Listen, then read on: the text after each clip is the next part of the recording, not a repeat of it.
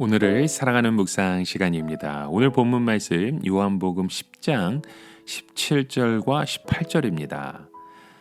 내가 내 목숨을 버리는 것은 그것을 내가 다시 얻기 위함이니 이로 말미암아 아버지께서 나를 사랑하시느니라. 이를 내게서 빼앗는 자가 있는 것이 아니라 내가 스스로 버리노라. 나는 버릴 권세도 있고 다시 얻을 권세도 있으니 이 계명은 내 아버지에게서 받았노라 하시느니라. 여러분, 오늘 이 세상에 사는 우리에게 이 생명이 가장 중요하죠.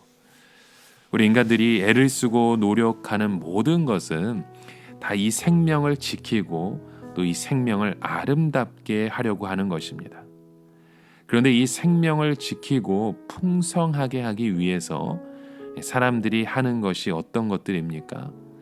돈을 벌고 먹고 마시고 또 좋은 집에서 좋은 것들을 누리고 여가를 즐기는 것들입니다. 그러다가 사고가 나거나 병에 걸려서 목숨을 잃으면 이 세상의 모든 삶은 다 끝장이 나는 것입니다. 그러나 오늘 예수님은 참 놀라운 말씀을 우리에게 던져주시죠. 예수님께서는 아버지께서 나를 사랑하는 것은 내가 다시 목숨을 얻기 위하여 목숨을 버렸다는 말씀을 하십니다. 예수님께서는 마치 자신이 목숨을 잃기도 하고 다시 얻기도 할 수 있는 분처럼 말씀하고 계십니다. 즉, 어떻게 들으면 죽고 싶으면 죽었다가 또 다시 살고 싶으면 다시 살아날 수도 있는 것처럼 말씀을 하시는 것이죠. 여러분, 세상에 이런 것이 어디에 있습니까? 누구든지 살고 싶으면 살고 죽고 싶으면 죽었다가 또 다시 살아나고 싶으면 살아난다면 아마 산다는 것은 장난이지 아무것도 아닐 것입니다. 예수님께서 여기에서 말씀하시는 것은 결코 그런 뜻이 아닙니다. 예수님은 여기서 결코 사는 것이나 죽는 것이 아무것도 아닌 것처럼 가볍게 말씀하시고 계신 것이 아닙니다. 사실 우리 인간들에게 최고로 중요한 것은 사는 것이고 최고로 큰 비극은 바로 죽음입니다.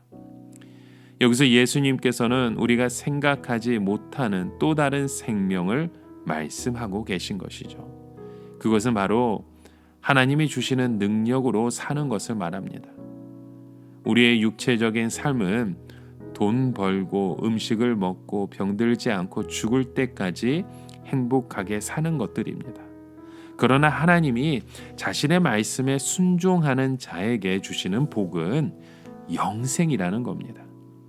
여러분, 예수님은 우리를 구원하기 위하여 엄청난 일을 한 가지 하셨습니다. 그것은 우리 모든 양들이 하나님의 생명을 얻도록 하기 위하여 자신이 죽는 것입니다. 이것은 우리로서는 도저히 이해가 되지 않는 것이죠. 왜냐하면 우리로서는 누구든지 한 번 죽으면 모든 것이 다 끝나기 때문입니다. 그러나 예수님은 결코 그렇지 않다고 말씀하셨습니다. 예수님은 우리 모든 사람들의 죽음을 대신해서 죽으셨지만 다시 살아나셨습니다. 그 결과 우리도 영원한 삶을 살게 하셨던 것이죠.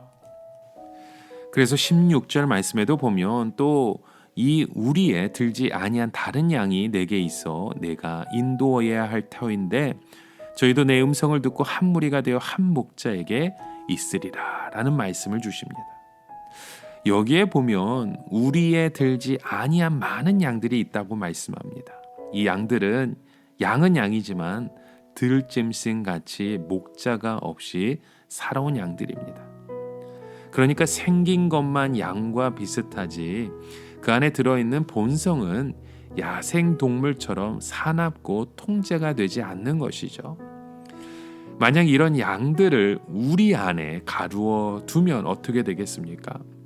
이 양들은 답답하고 불안해서 견디지 못할 것입니다.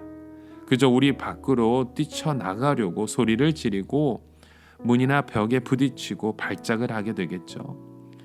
이것은 마치 야생에 있는 노루나 사슴이나 멧돼지 같은 것들을 우리 안에 가두어 놓는 것과 마찬가지입니다. 이런 들짐승들은 사람이 우리 안에 갇히는 것을 너무나도 두려워하고 불안해합니다. 결국은 우리의 문을 부수거나 담을 넘어서 멀리 달아나고 말 것이죠.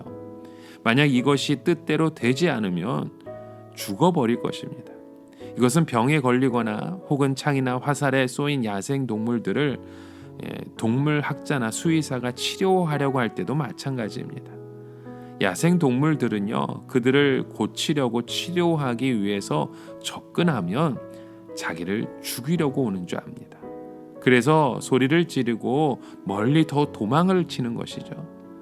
결국 이런 야생 동물들을 치료하려면 어떻게 합니까?